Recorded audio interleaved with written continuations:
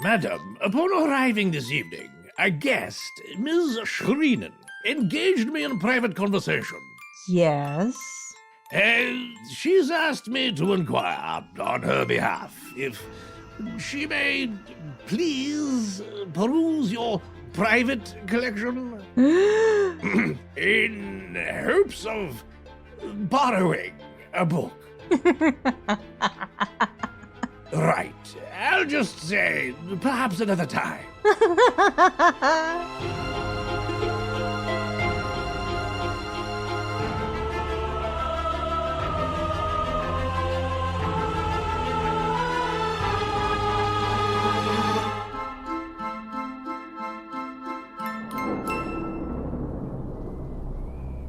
Welcome back to the Midnight Library, my dear guests. I'm your high-spirited host, Miranda Merrick. How wonderful it is to see you all gathered here in one piece. One place. Please make your way to your favorite seat. And just be sure there's nothing to disturb you under that seat. A maid has reported that she may have seen a mouse or something. Anyway, let us begin tonight's reading, shall we? You may remember a while back, well, those of you who remain, those of you who have returned, that I drew your attention to the books on the very loftiest levels and highest shelves towering over your delicate heads. I regaled you with musings about their dubious dispositions, and with good reason, too.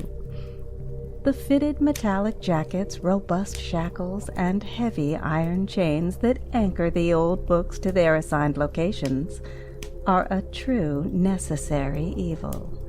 You see, through no fault of anyone currently residing in the Midnight Library, many of these books have powerful and grievous curses in them. On them. Within them. Well, in any case, they're supposedly extremely dangerous, and I would like to assure you that it's probably hardly very true.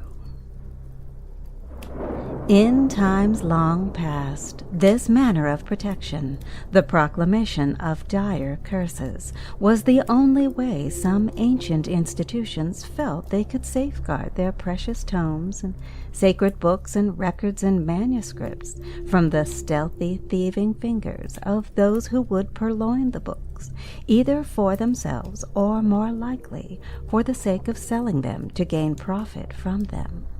Vandalism was also a great threat to any recorded book of law or instruction. The books were at risk from anyone seeking to spin the world their way. It may be difficult to believe in modern times, but there was a time in history that having access to or owning a book was a rare and privileged thing, and being able to read was even rarer. Books contained knowledge, and with knowledge came power. In ancient times, when the majority of people couldn't read, the power was completely in the hands of those who could. You can't read and don't know what the laws are or how much in taxes you must pay? I'll just read to you what the book says.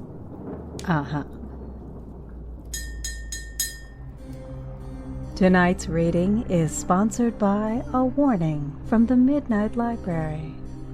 It's a fact that our books are a major attraction, but in the wrong hands there's a dire reaction.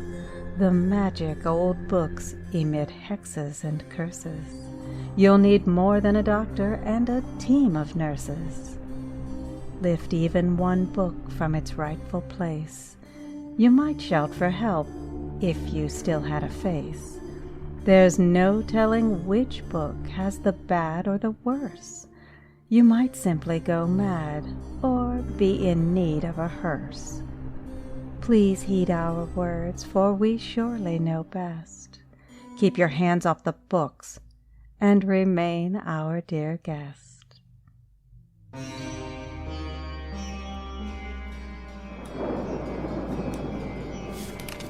In Assyria, in the 7th century BC, there was a young but mighty king named Ashurbanipal, who proclaimed to his people that he valued knowledge above all else, stating, "I intend to learn the wisdom of Nabu." Nabu was the god of knowledge and reading and writing. Any time you see the graven images of the old Assyrian kings, those with the illustrious long wavy beards, the one with the reed quill tucked in his belt is Ashurbanipal. As king, he began to amass a vast library that would become larger than any library in existence known at that time. He sent his servants far and wide to collect and copy all of the books and manuscripts they could find. Books on history, celestial bodies, mathematics, dream interpretation, and understanding the wishes of the gods through ritual and sacrifice. Tens of thousands of books in varying forms were gathered and added to Ashurbanipal's treasured, expanding library. What is compelling to consider is the fact that these were not the easily read, pretty papery books, clearly printed with vivid dark ink, that we have and imagine when we hear the word book. These were brittle papyrus scrolls, delicately inscribed segments of leather and wood, and finely etched wax panels. More permanently, there were the clay tablets, heavy, thick, rectangular, stone-like tablets. They were wet and impressionable during their creation, which was accomplished with a reed stylus that impressed into the damp clay the precious words of the academic, the king, or the commandments of the gods. The freshly imprinted tablets were set in the burning sunlight of the day, or fired in a kiln to emblazon the tablet, hopefully forever, with the pronounced words. When the empire was attacked and the palaces were torched, all that remained of Ashurbanipal's grand collection were the indelible words upon the weighty clay tablets. And on those tablets were etched the very first book curses. "Whosoever shall carry off this tablet, or shall inscribe his name upon it side by side with mine own, may Ashur and Baalit overthrow him in wrath and anger, and may they destroy his name and posterity in the land." Ashur and Baalit were ancient and powerful gods believed to most assuredly fulfill the words of the curses, especially words directly proclaimed by the king himself. The curse threatened the potential thief or usurper with violent misfortune, followed by the possibility of their death, or one might imagine their children's death. That would ensure a halt to their descending lineage upon the earth. Their family name would be forgotten, and in ancient times a name set forth by way of a forward-marching bloodline was prized like power and gold. Back then, to continue to have living descendants that bore your name was the only way to proclaim that you ever existed. These modern name-bearers maintained your tenuous grasp on immortality. Now, I may be jumping ahead of myself here with my enthusiasm to inform you that many of the early book curses go into great detail as to exactly what kind of gory consequences would be visited upon the prospective thief or vandal who might be tempted to harm or steal the precious books. But for now, I'll behave and save these details as a kind of dessert for later. The next notable time period that we find the demonstrative ill wishes in writing is during the medieval ages, and understandably so, since the age was fraught with struggles for power and wars over swaths of land and entire countries. Again, bear in mind those who could write the laws were the ones enforcing those laws, and those who could produce a book that had within it the decree of their king or queen or god plainly written, or even better, plainly written and highly illustrated with bold depictions of brash or sainted characters and glistening gilded flourishes. Well, who wouldn't believe and follow every instruction and rule from a book like that? Who indeed?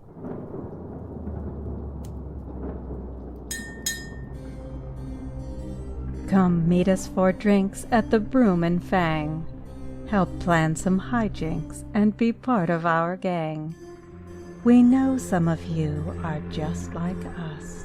Your circle is small and built on trust. You dabble in the dreadful, your soul's a bit black. You once joined the dark side and never looked back. You haven't got time for the dull, bland, or foolish. Your heart belongs to the weird, grim, and ghoulish. So tonight we extend a rare invitation to meet with us for secret libations. The mood is spooky, macabre, and uneasy. It's beautifully evil, our little speakeasy. So come meet us for drinks at the Broom and Fang. Help plan some hijinks and be part of our gang. It is true that the books produced in the world during the medieval and Middle Ages are some of the most beautifully recorded documents ever created by human hands. The scribes who made them were generally well educated, impeccably trained, and disciplined, and, at least on the face of it, mostly dedicated to the faith they were bound to diligently transcribe holy texts from. And before the Gutenberg printing press was invented, transcription was the name of the game. You couldn't just purchase a copy of a desired book. The book, especially a holy book, had to be copied by hand, each letter of each word, line by line, without any mistakes. Laboring in cold, dim rooms hunched over by candlelight, a single book could take months or even years of a scribe's life to complete. Every aspect of creating a book, down to the making of the expensive vellum parchment and the mixing of the specialized inks and paints and the binding of the books, was tied to the livelihood of the monk or scribe transcribing the books, and was dependent upon the quality of their conscientious, meticulous work.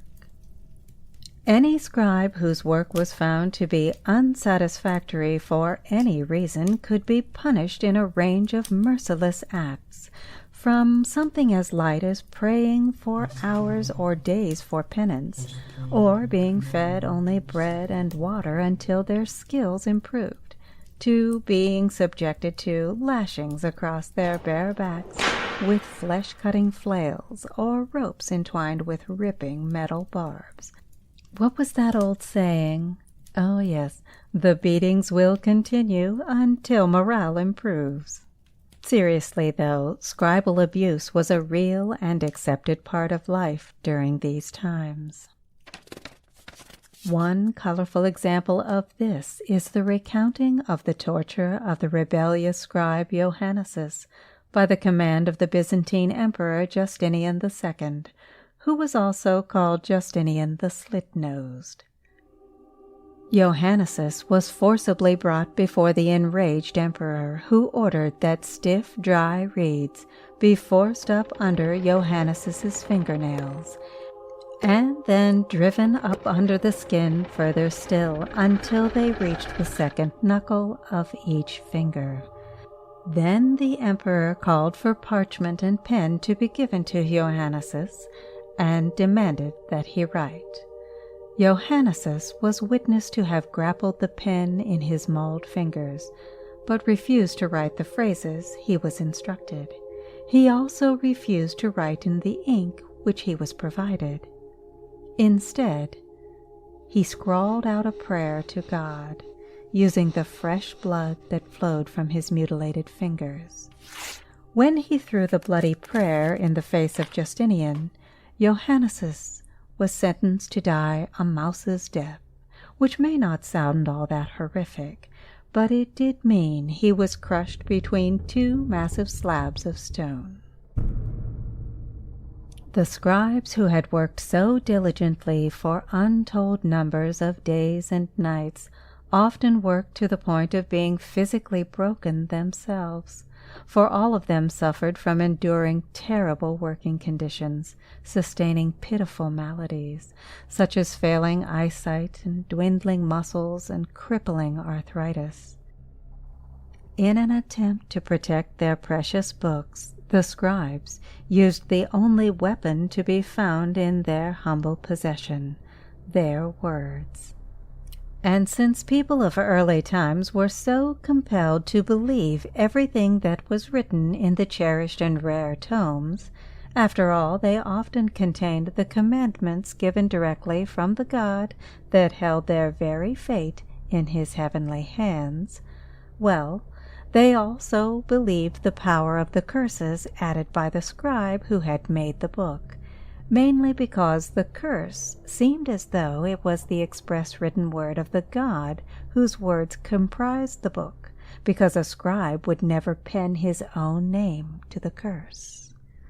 Oh, it's those sneaky little tricks in life that are sometimes the most immensely effective, I've heard. In any case, it is the belief in these curses that is the very reason so many of these sacred but antiquated books survive to this day. So, what did the curses say? Some curses were comprised of simple rhyming prose, such as this medieval book from the year 1461, whose curse is obviously the will of the scribe, reading, "Hanging will do for him who steals you," and "Steal not this book, my honest friend, for fear the gallows should be your end. And when you die, the Lord will say, 'Where's that book you've stolen away?'" You would think the Lord would know and wouldn't have to ask, but other curses promised elaborate tortures and condemnations that would surely be visited upon the lowly robber or vandal who stole or defaced the prized publication, such as this curse from 1172, placed lovingly inscribed in the end pages of a hand-copied Bible. "If anyone takes away this book, let him die the death. Let him be fried in a pan. Let the falling sickness and fever seize him. Let him be broken upon the wheel and hanged. Amen." This curse is packed with Dark Ages imagery for us to envision. Boiling oil was once used as a war tactic. Well, more as a defensive tactic, as vats of bubbling hot oil were poured over the precipices of castle walls and on to the groups of besieging attackers below. A method of torture was to actually boil people in oil, or to dismember people and fry them. Some watched in horror as their freshly severed limbs sizzled in a pan right before their own eyes. The falling sickness they wished upon you was in reality the unrecognized and chronic illness of epilepsy. The fever the curse directed for the thieving was likely any number of untreatable but common infections or communicable diseases and poxes that ran rampant at the time.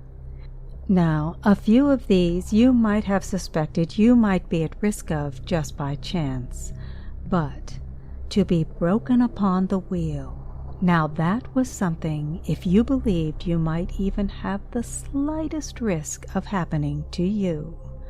I guarantee you wouldn't even go near the book that promised it to you, let alone steal that book. A person condemned to be broken upon the wheel, also known as a Catherine wheel, faced a fate you really would think twice about your worst enemy being sentenced to. Maybe. Giant, sturdy wooden wheels were used in several workaday ways in medieval times. They carried along enormous carts and wagons, of course, but they also ran in a sideways motion parallel to the ground, almost like a robust merry-go-round mechanism, but flanked by immense oxen that turned the wheels, which often pushed a colossal grinding stone. A wheel like this was as tall as a man and weighed hundreds of pounds. To be broken upon the wheel was either to have your body woven through the solid spokes and your bones then broken with heavy wooden mallets or metal bars, or you would be securely lashed to the surface of the great wheel that would then be pushed free to roll down a rocky road or a steep stony hill or mountainside, so that you would be broken and mangled in this fashion. Those punished in this way that survived were sometimes then hanged afterwards, but were sometimes left upon their wheel, which was put on public display. If, somehow, unfortunately, your head became detached, well, it was jammed onto the post in the center of the wheel to keep your head with the appropriate body, I suppose. A rare kindness, given the circumstances. Another curse, I believe I read somewhere, makes mention of a ride upon a Spanish donkey, which, believe you me, is not the joyride you might imagine, not in any way. But if you like the sound of being nude and forcibly made to straddle a sharpened metal beam, and increasingly heavy weights being tied to your legs as the cutting wedge drives itself upward, becoming ever more present within you, having trouble imagining what book would be worth this? Us too. And we own some irreplaceably rare books. Well, I hope I've impressed upon you the origin of the value of some of the world's most valued ancient books, my lovelies. We certainly think the world of our prized collection here in the Midnight Library, all of which I gently caution you to respect. Thank you for visiting, my dear guests. Please stay in the cordoned-off areas and keep your hands in your pockets as you stroll past our book carts. Have a good night.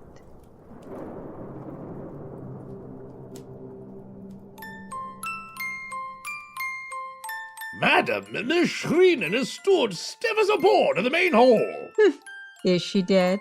No, she's clutching a book. Hex and the Single Witch. Oh dear. And the accompanying curse? I can only make out. Whomever steals this book is done. They'll stand in place for 101. 101 what? Minutes? Centuries? It's been chewed by demons, I'm afraid. Oh, how many times must we warn them, darling? Apparently continually, madam. Apparently, Mr. Darling.